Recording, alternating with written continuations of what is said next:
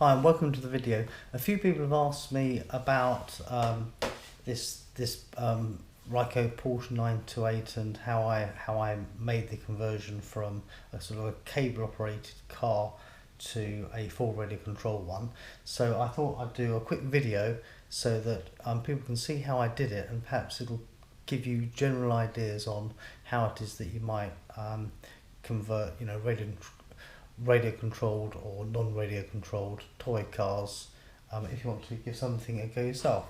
So in this video what I'll be doing is I'll be explaining how it is that I've got the car working.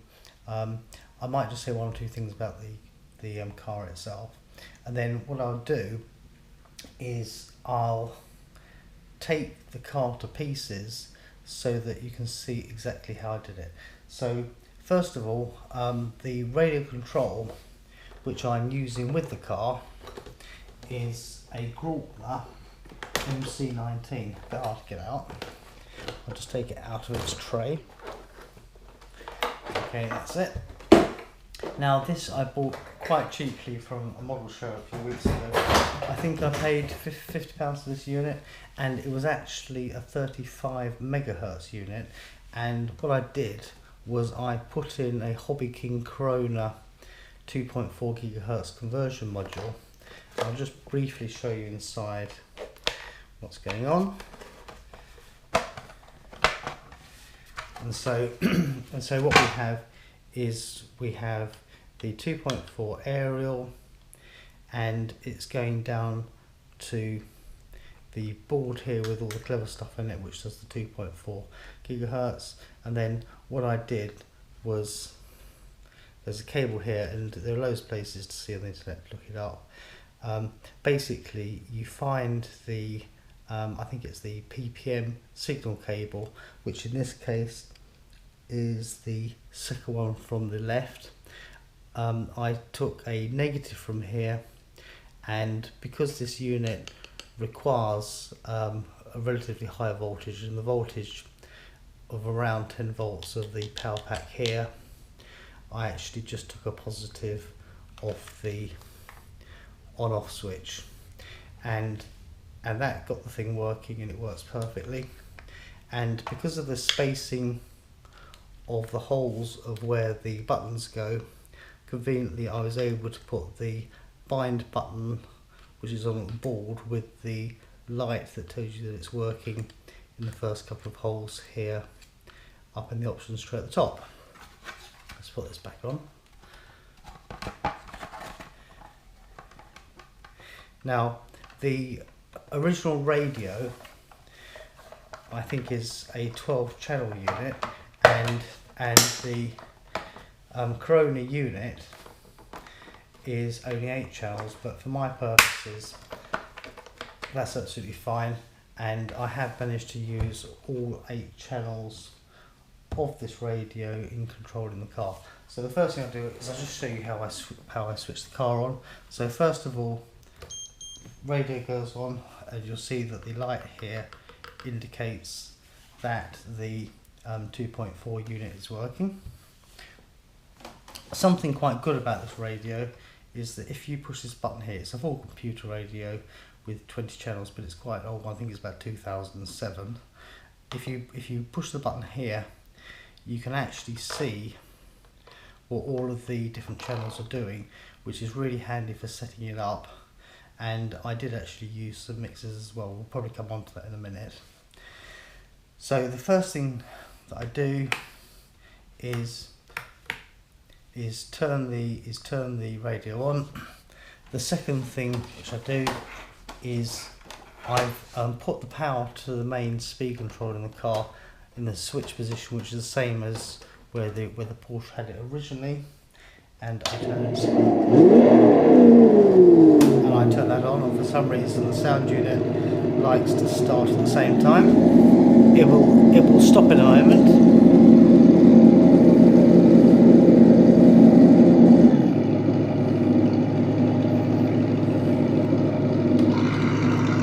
And I've put another switch in here to the speed controller, which I use for the lights.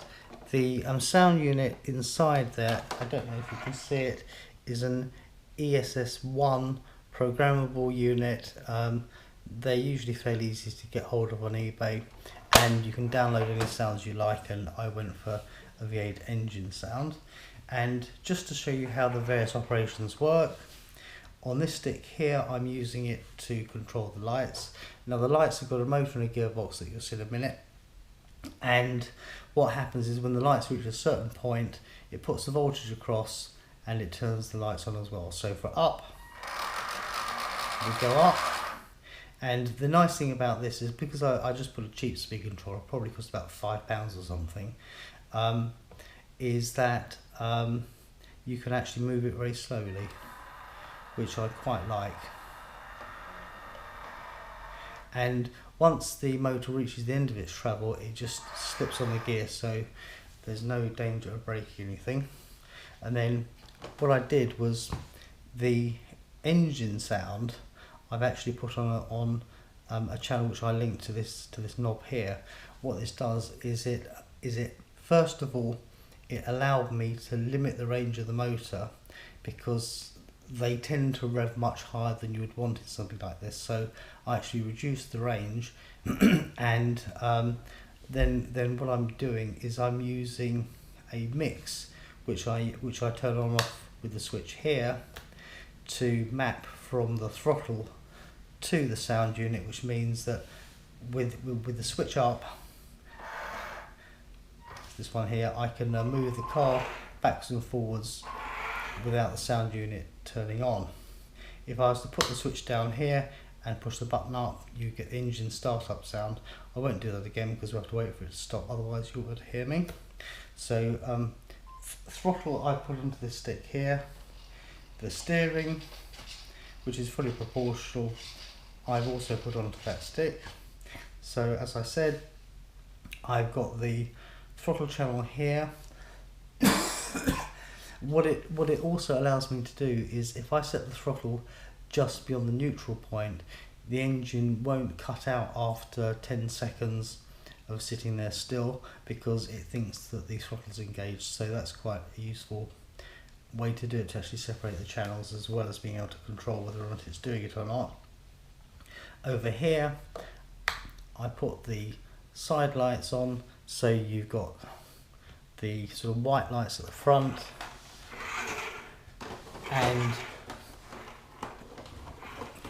and you've got a couple of red lights at the back, so that turns those on and off. Then what we have over here is I've got the two indicators, so the left indicator, and I've got one bulb there, one in the middle, one in the front, and then the same thing on the other side. These are actually mapped through a channel which is actually linked to this channel 5 here, this central one, and then I use a mix to override it here. Okay, so that's that, and that's pretty well the functions, and so you can see that I'm actually using an awful lot of channels up. I won't go into the mixing in detail here, it's kind of not too complicated, and this unit, I think the model equivalent of it is about £500, which is actually 2.4 gigahertz. But what I really like is the simplicity of programming it. I also like the fact that the 2.4 gigahertz, I think they call it hack unit, which I put into this, is something like £22 from Hobby King for both the receiver and this unit to go into the transmitter, and then more receivers are very, very cheap as well. So I quite like the idea that I can have a lot of models running from this, so I can have I've got 20 model memories here. Ergonomically, this is a really nice transmitter to hold. If I was wanting to move around with it, it's kind of better to put it over my neck, because there isn't a place for a strap to go. Right, so the next thing which I want to do is start taking it apart so that you can see how I did it. So I'll just put the transmitter to one side.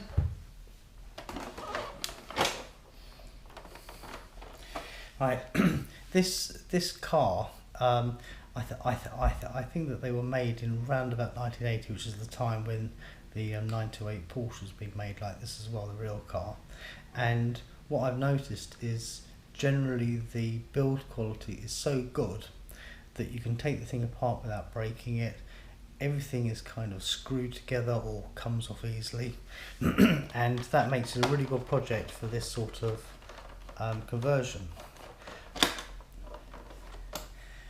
I haven't seen them for sale on eBay before, and I actually bought this from a local model sort of antiques dealer fellow, very nice fellow, Martin, in Wood Street in Walthamstow, and I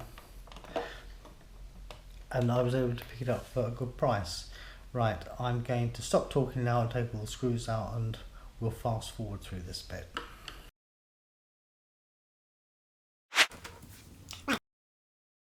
Right, having taken all of these screws out, it's fairly simple to actually lift the chassis away from the body.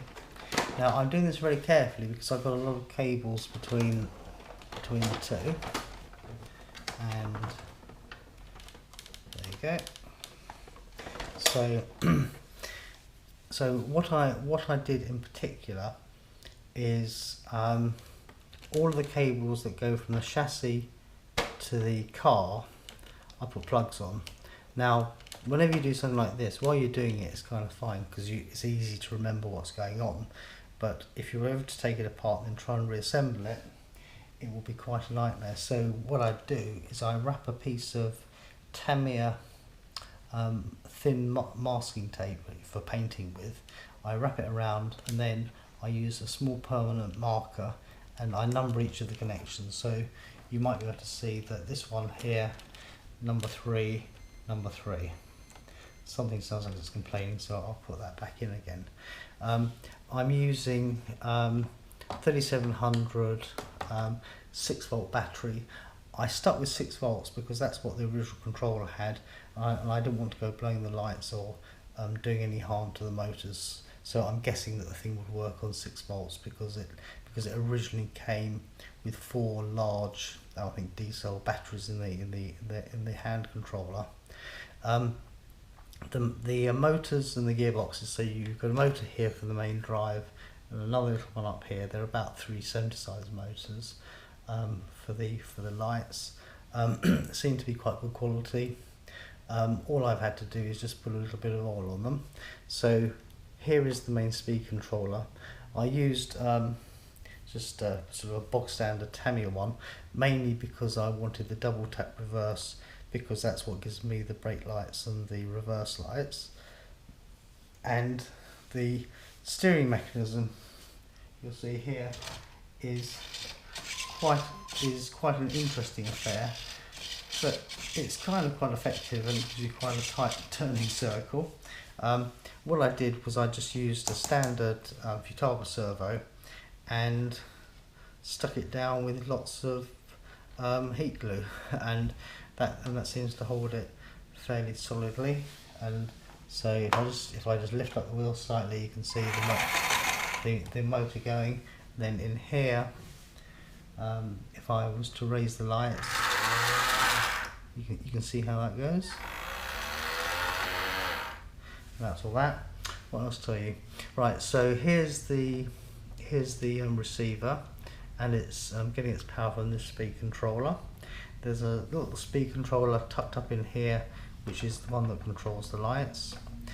I've actually employed 2 of these very low cost lighting units. The reason I did that was that when I'm wanting to put the front lower white and the rear red driving lights on, I'm actually using the throttle input into one of these controllers so that it thinks that the car's going along. And the way these things are set up is you can actually select, and you might have to do 1 or 2 switches on it.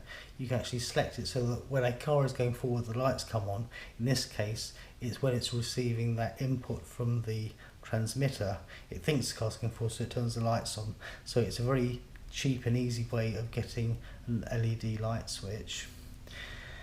The the other one is more standard, and that has got the indicators on it, which again I haven't linked to the steering.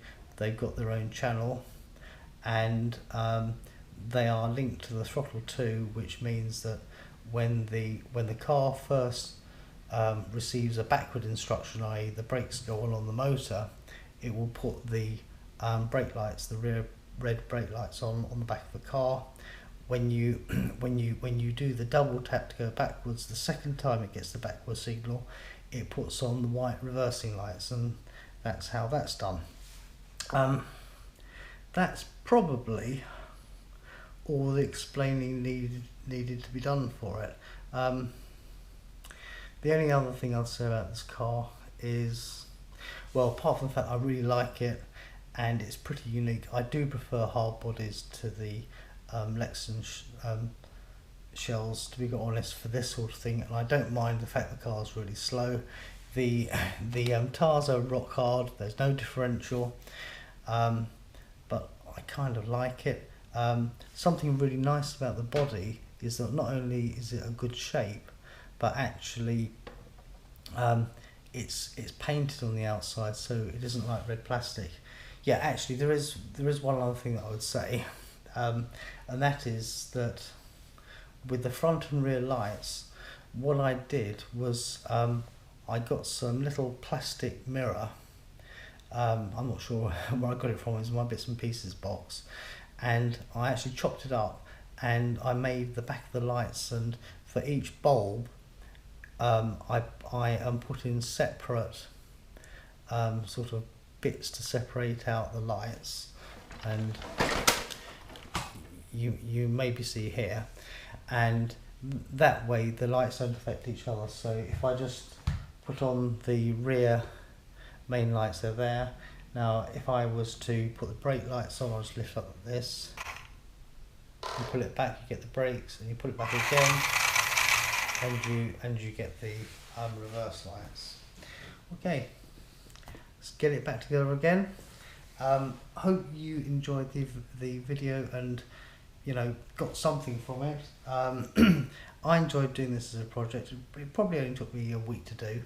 I kind of don't like the painting bits, so having a car where I'm just working the mechanics and the electronics is much more of a joy to me. I like bringing all things back to life, and I'm sure that this would have probably just ended up on a collector's shelf collecting dust for the next however many years. The fact that I've been able to enjoy doing it and I'll be able to share it, and hopefully other people will enjoy watching the videos, kind of makes it fun. Thanks for watching.